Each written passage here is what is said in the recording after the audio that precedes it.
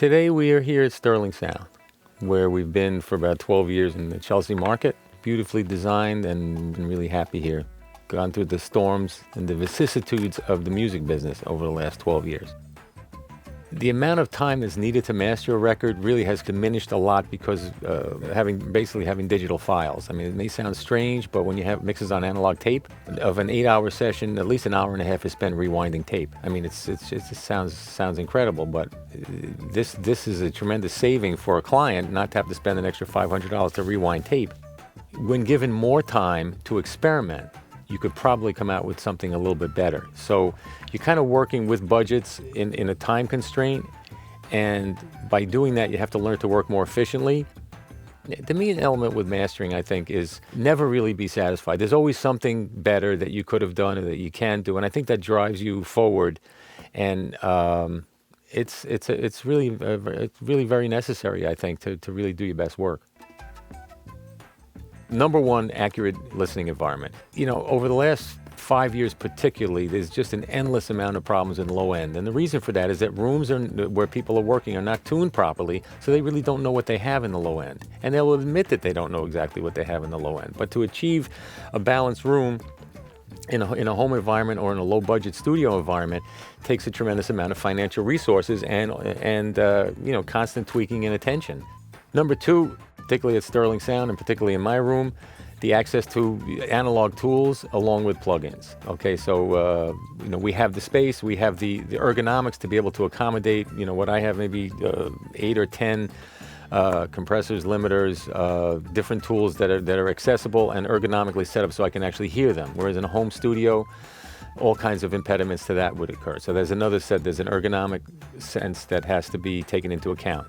And the third thing would be a professional who has the experience to, not to master one record that sounds good, but to constantly turn out product from completely different sources. I do probably in here about 150 records a year. You want to be able to work with somebody who's a professional who can take what you give him to the next level, and it takes an understanding of your genre and of what things are supposed to sound like in the professional's imagination, in his ear. When I hear a vocal in here, I know that vocal sounds a certain way.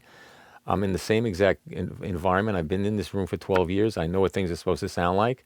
And when something's even a little bit off a little bit, it occurs to me immediately.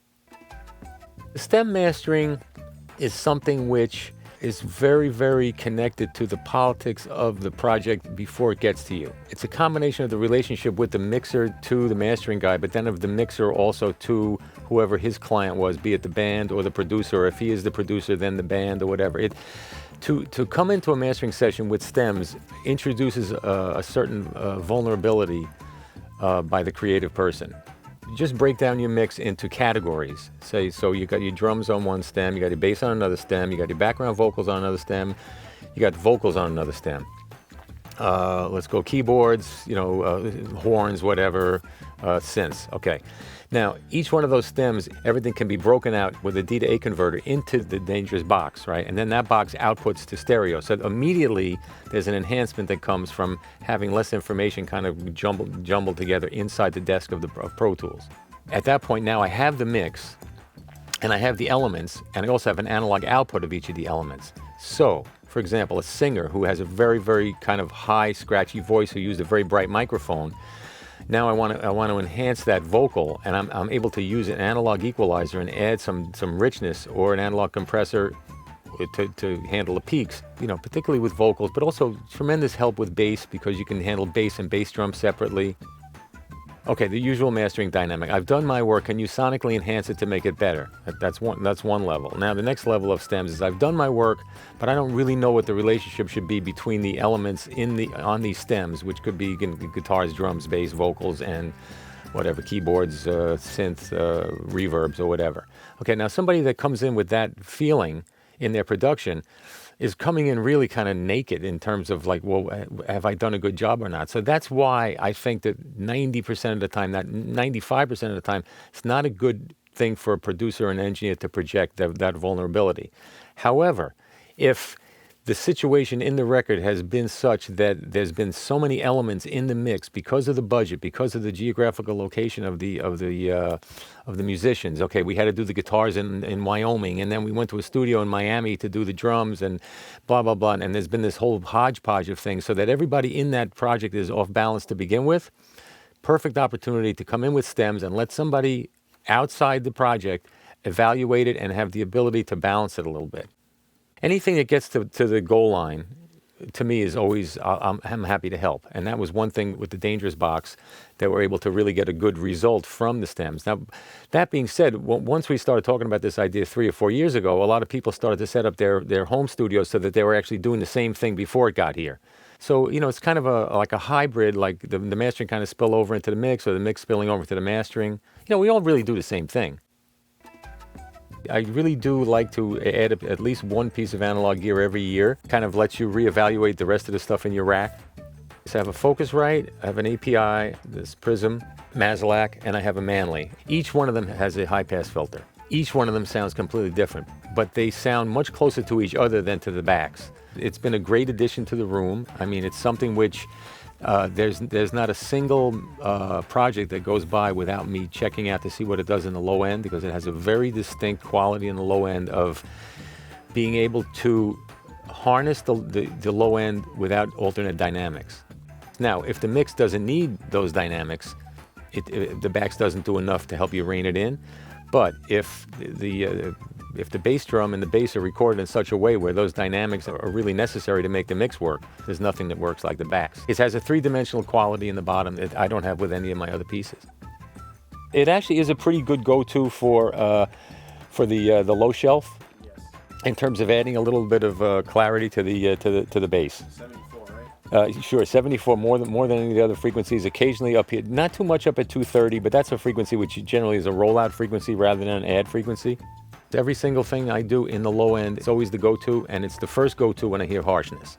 The way it has of rolling out some harsh frequencies between what is that, 3.7, 3.4, 4.8. I mean, again, it's a constant go-to when something. Use the word irritating, when there's an irritating element to guitars or to vocals or to the mix in general.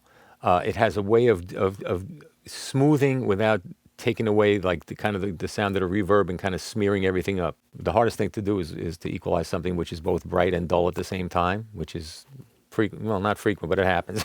So, it's nice to have the backs for that. What I do now is I do captures. I'll listen to a mix, get an idea what I want to do, get something close usually on the Focusrite first, and then capture like 20 minutes of that. Then immediately try the same frequency, pretty much the same frequency on the backs. If I'm on the backs, fine. Then I'll shoot the backs out with the Prism when it comes to low end. So all this is like 30 seconds of one song, then boom, boom, boom, back and forth, and then get an idea. Everything starts to take shape at that point. Mix starts to open up, have some dimension, and then once I settle on that, I'll do another song or two. And if it seems like there's particularly with international projects, it seems to be much more all done in the same room. There's a consistency in terms of production, and anything from Spain, from Italy, from France. Usually, it's not like in the U.S. where you can have 12 songs and like there's 6 completely different studios, producers, or whatever. So if I'm settling on the backs for doing something, I usually stick with that for the whole album. And if I get to a song where it's no longer working or I don't feel so good, then I kind of go back. So it's all these quick captures. All I can say, the backs is a very big player in, I'd say 80% of what I do, either in terms of participating in the shootout or actually being used. And there's a perfect example where stems be invaluable because, once you start taking out the super highs from a stereo mix, you're just going to take the life out of it. There's no way. What's going on musically in the low end? What's the bass player doing?